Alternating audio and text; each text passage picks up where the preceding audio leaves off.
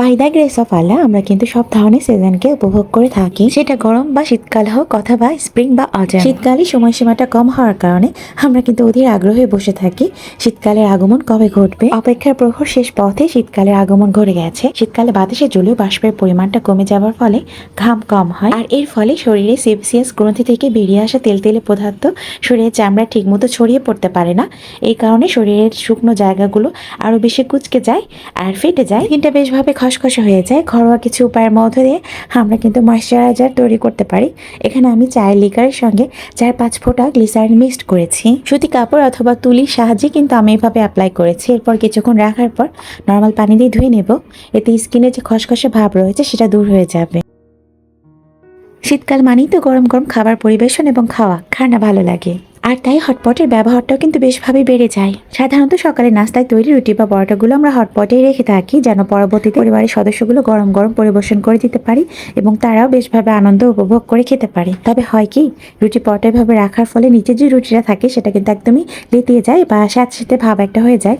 সেক্ষেত্রে আমরা এখানে টিস্যু বা সুতি কাপড় বিছিয়ে তারপর রুটি বা পরোটাগুলো রাখতে পারি, তাহলে কিন্তু এই সমস্যাগুলো আর হবে না।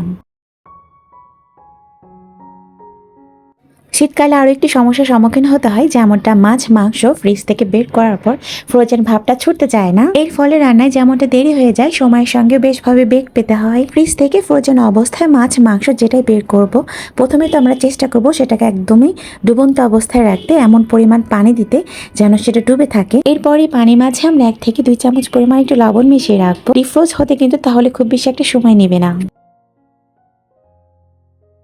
আর এই তো শীতকালকে ঘিরে এই যে সহজ কিছু টিপস, যেগুলো প্রয়োগ করে আমরা কিন্তু আমাদের সাংসারিক কাজগুলোকে আরো সহজভাবে করে নিতে পারি।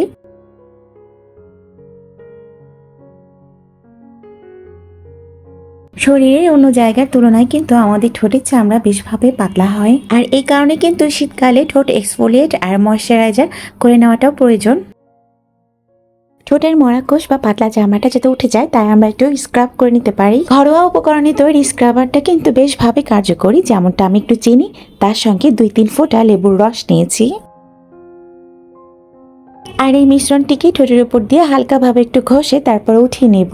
আর এভাবে যদি আমরা নিয়মিত করতে থাকি, শীতকালে কিন্তু ঠোঁট ফাটার যে সমস্যা এবং মরাকোষ উঠিয়ে নেবার ক্ষেত্রে যে প্রসেসগুলো রয়েছে, এটা কিন্তু তার সব থেকে ভালো মাধ্যম হিসেবে কাজ করে।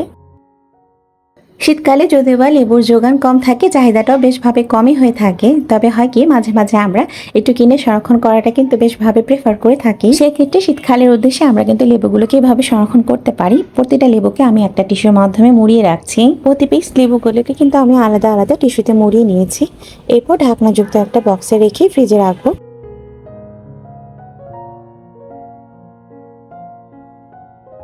শুধু একটু খেয়াল রাখতে হবে লেবুর গায়ে যেন কোনো পানি না থাকে। আর ঠিক এভাবে রাখলে শীত অথবা গরম যে কোনো সিজনে কিন্তু লেবুগুলো অনেক দিন ফ্রিজে রাখা যায়।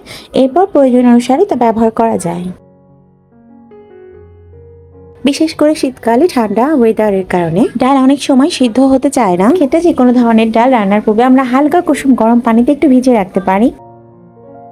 এই তো আর কিছুদিন পর হিমেল হাওয়ায় ভাসবে কুয়াশা, লুকিয়ে থাকবে আকাশের ওই পূর্ব দিকে সূর্যটিও। ইতিমধ্যে প্রকৃতিতে কিন্তু হিম বাতাসের অনুভব হচ্ছে। মৌসুমী বায়ুর প্রভাবে কিন্তু শীত আস্তে আস্তে আমরা অনুভব করতে পারছি। তো তার আগাম প্রস্তুতি স্বরূপ এই কিচেন টিপসগুলো আপনারা কিন্তু কাজে লাগাতে পারেন। আজকের মতো ভিডিওটি এখানেই শেষ করছি। আল্লাহ হাফেজ, আসসালামু আলাইকুম।